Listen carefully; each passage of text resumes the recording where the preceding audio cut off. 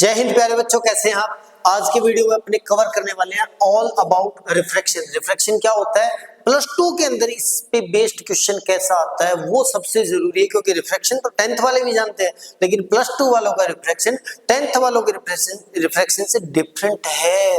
यहीं से बच्चे कंफ्यूज हो जाते हैं। ज्यादातर बच्चे देखते हैं कि सर 10th वाला है, वही हमने याद कर रखा है, पढ़ रखा है। अब अपने देखते हैं रिफ्रैक्शन। सबसे पहले देखते हैं बेटा रिफ्रैक्शन क्या होता है। रिफ्रैक्शन होता है bending of light, bending of light, bending of light, bending of light at boundary of two different medium, boundary of two different medium, different, ये ज्यादा ही different medium। एक मिनट इसको सही करते हैं, यहां पर ठीक है। इट मीन्स क्या है कि अगर कोई भी लाइट रे एक मीडियम से दूसरे मीडियम के अंदर एंटर करती है तो वो उन दोनों की बाउंड्री पर बैंड होती है। इसी बेंडिंग को अपने बोलते हैं रिफ्रैक्शन। क्या बोलते हैं बेटा, रिफ्रैक्शन बोलते हैं। या अब ये जो रिफ्रैक्शन है वो अपने पास दो टाइप का हो जाएगा। एक तो होता है कि rare to denser, rare to denser. दूसरा हो जाएगा अपने पास denser to rare, denser to rare, denser to rare. लेकिन यहां पर डेंसिटी, डेंसर और रेयर जो है वो डेंसिटी से आपको नहीं समझना है, क्योंकि यहां पर मास डेंसिटी वर्क नहीं करती बेटा, मास डेंसिटी काम नहीं करती। तो यहां पे सर यहां पर काम करती है ऑप्टिकल डेंसिटी।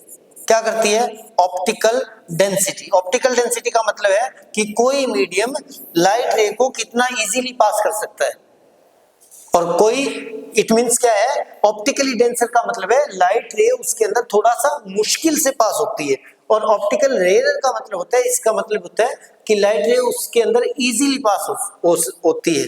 अब ये ऑप्टिकल डेंसिटी और मास डेंसिटी दोनों डिफरेंट चीज है। ऐसे मत समझना कि ऑप्टिकली जो रे मास से जो रेयर है वो ऑप्टिकली भी रेयर होगा, ऐसा नहीं होता।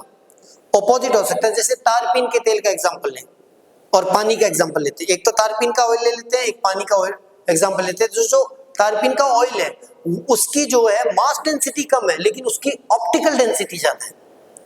अब मास डेंसिटी के हिसाब से देखिए, मेरे पास दो मीडियम ले लेते हैं, एक तारपीन ऑयल ले लेता हूं, एक वाटर ले लेता हूं। तो जनरली वाटर जो है वो हमारे पास डेंसर है। किसके हिसाब से, मास के हिसाब से डेंसर है सर, और ये मेरे पास रेयर है क्योंकि ये एक ऑयल है, ठीक है। लेकिन ऑप्टिकली ये डेंसर है, ऑप्टिकली ये डेंसर है, वो रेयर है। ये समझने वाली बात। अब अपने पास देखते हैं कि जब भी लाइट रे पास होगी, अब मैं एक एग्जांपल लेके चल रहा हूं कि एक मेरे पास मीडियम है जो डेंसर है और एक मेरे पास मीडियम है जो रेयर है। अब अगर कहीं पे भी लाइट रे इंसिडेंट होती है तो उस पॉइंट पर एक नॉर्मल बनेगा। अगर optically rare to optically denser enter करता है तो toward the normal light bend हो जाती है। टुवर्ड द नॉर्मल मतलब नॉर्मल की साइड में बैंड हो जाती है। और अगर optically rare to, optically rare to optically denser, OD लिख रहा हूं, में एंटर करेगा, ये तो उल्टा लिख दिया, optically denser to, optically denser to optically rare में एंटर करेगा, तो जिस एंगल पे आएगा उससे थोड़ा सा एंगल इंक्रीज हो जाएगा। इट मींस क्या हो गया, अवे फ्रॉम नॉर्मल जाएगा। ये जो एंगल होता है इसको बोलते हैं इंसिडेंट एंगल, और ये जो एंगल होता है उसको बोलते हैं रिफ्रैक्टेड एंगल। अब इस कंडीशन में ध्यान रखना बेटा, ये भी बहुत बढ़िया क्वेश्चन बनता है। अगर optically rare to optically denser जाएगा तो इंसिडेंट एंगल से एंगल घट जाता है, डिक्रीज हो जाता है, और ऑप्टिकली डेंसर टू रेयर जाएगा तो इंसिडेंट एंगल से रिफ्रैक्टेड एंगल इंक्रीज हो जाता है। बहुत बढ़िया क्वेश्चन बन सकता है। अब इसके बाद में देखते हैं लॉज ऑफ रिफ्रैक्शन।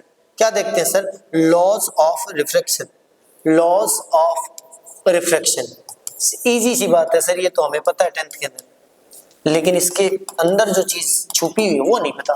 पहली बात, इंसिडेंट रे IR लिख देता हूं, रिफ्रैक्टेड रे RR लिख देता हूं, and normal, normal all are at same plane, ठीक है। सेकंड जो है वो इंपॉर्टेंट है। सेकंड को अपने बोलते हैं स्नेल्स लॉ। क्या बोलते हैं, स्नेल्स लॉ। बच्चे इसको सही तरीके से समझ नहीं पाते। स्नेल्स लॉ क्या है, स्नेल्स लॉ होता है बेटा कि इंसिडेंट एंगल की जो साइन होती है रिफ्रैक्टेड एंगल की जो साइन होती है वो एक्चुअल में इक्वल होती है रिफ्रैक्टिव इंडेक्स के, रिफ्रैक्टिव इंडेक्स की, रिफ्रैक्टिव इंडेक्स की। रिफ्रैक्टिव इंडेक्स क्या होता है? N21। N21 क्या होता है बेटा? N21 होता है, इसको अपने बोलते हैं refractive index of medium 2 with respect to medium 1। अब N21 एक्चुअल में क्या होता है? N21 एक्चुअल में होता है बेटा ratio of speed of light, ratio of speed of light, ratio of speed of light. यानी N21 एक्चुअल में क्या होता है? N21 एक्चुअल में होता है बेटा कि फर्स्ट मीडियम का जो वेलोसिटी आएगी और अपॉन में सेकंड मीडियम की जो वेलोसिटी होती है, इसको बोलते हैं अपने, ठीक है। अब इसको बोलते हैं अपने रिफ्रैक्टिव इंडेक्स। अब अपने चलते हैं नेक्स्ट। अब अगर अपने ये कहां पे आ गया, इधर चलते हैं। अब अपने को पता लग गया कि सर N21 क्या होता है, और N21 इक्वल टू होता है sir sine I upon sine R. कौन याद कर रहा है? आप ही याद कर रहे हो, और कौन याद करेगा? फिजिक्स वाले टीचरों को तो वैसे ही कोई याद नहीं करता, कोई याद नहीं करता, लेकिन प्यारे बच्चे याद करते हैं। चलिए अब अपने को पता लग गया। अब अगर रिफ्रैक्शन की बात करते हैं, रिफ्रैक्शन की बात करते हैं तो लॉज भी पता लग गए। रिफ्रैक्शन आपको दोनों टाइप से देखना पड़ेगा। जैसे एक तो अपने ग्लास स्लैब की बात करते हैं। किसकी बेटा? ग्लास स्लैब की बात करते हैं।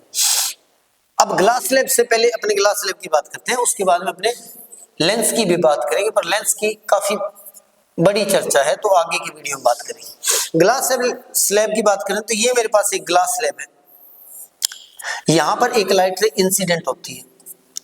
अब मैं मान के चल रहा हूं ये ऑप्टिकली रेयर मीडियम है, ये ऑप्टिकली डेंसर मीडियम है, तो जो लाइट रेज होगी वो क्या होगी? हल्की सी बैंड होगी ऐसे, किस डायरेक्शन में? Toward the normal.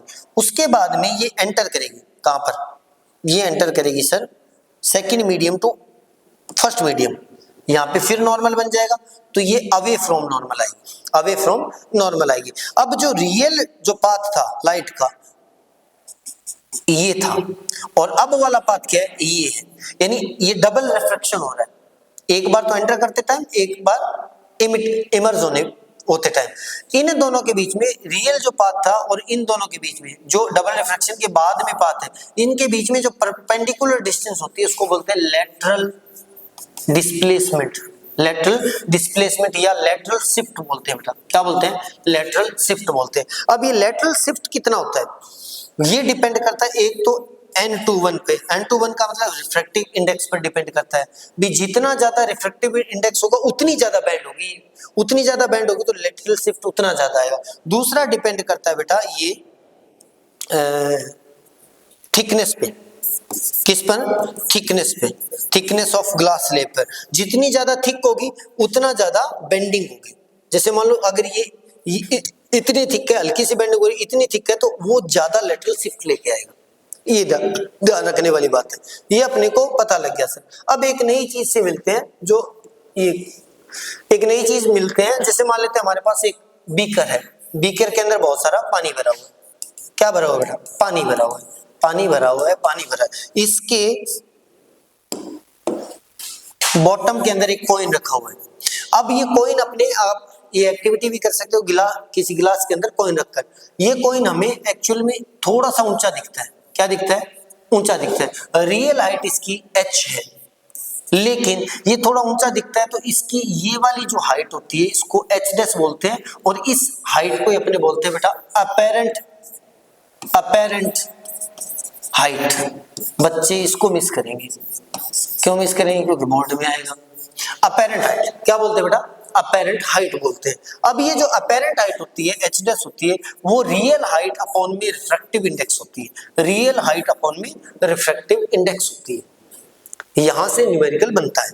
अब अपने क्या पढ़ा है? अपने रिफ्रैक्शन पढ़ लिया, ग्लास स्लैब से पढ़ लिया, रिफ्रैक्शन के लॉज पढ़ लिए, उसके बाद में अपने स्नेल्स लॉ पढ़ लिया, उसके बाद में अपने डबल रिफ्रैक्शन पढ़ लिया बाय ग्लास स्लैब।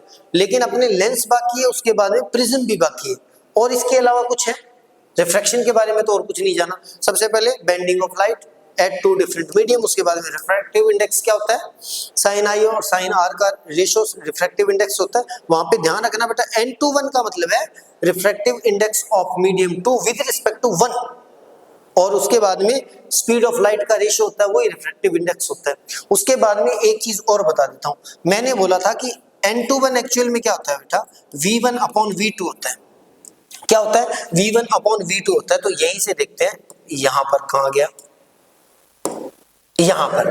तो मान लेते हैं मैं इसकी स्पीड v1 मान लेता हूं, इस मीडियम के अंदर स्पीड v2 मान लेता हूं, वापस सेम मीडियम के अंदर आती है तो v1 आती है। तो यहां पे रिफ्रैक्टिव इंडेक्स लेंगे बेटा n21, जो आएगा v1/v2, और यहां पर लेंगे तो बन जाएगा n12, जो आ जाएगा सर v2/v1। अगर इन दोनों का रेशियो फाइंड करूं, इन दोनों का मतलब मल्टीप्लाई कर देता हूं, तो मेरे पास बन जाएगा n21 into n12 equal to क्या बन जाएगा बेटा, मेरे पास बन जाएगा v2/v1 मल्टी v2, ये v1 था, ये v1 था सर, ये v1 था, तो बन जाएगा v1/v2 इक्वल टू v2 है v1।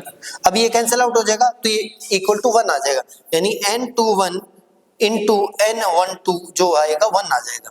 तो आप ये भी बोल सकते हो कि n21 इक्वल टू आएगा 1/n12। ये दोनों एक दूसरे के रेसिप्रोकल होते हैं, ऑपोजिट होते हैं। और कुछ इस वीडियो पे अपने जानना नहीं। मिलते हैं नए वीडियो में, तब तक के लिए कमेंट कर दो और शेयर कर दो इसको जल्दी से। टेलीग्राम के अंदर आपके जो लिंक दिया हुआ है उस पे आपके नोट्स पड़े, बहुत मस्त तरीके से बनाए गए हैं एक स्टूडेंट के द्वारा। और मिलते हैं नई वीडियो में, तब तक के लिए goodbye, take care, see you, keep studying, study करते रहो बस। किताबें एक ऐसे दोस्त होते हैं, किताबें ऐसी दोस्त होती है जो आपको कभी भी धोखा नहीं देती है।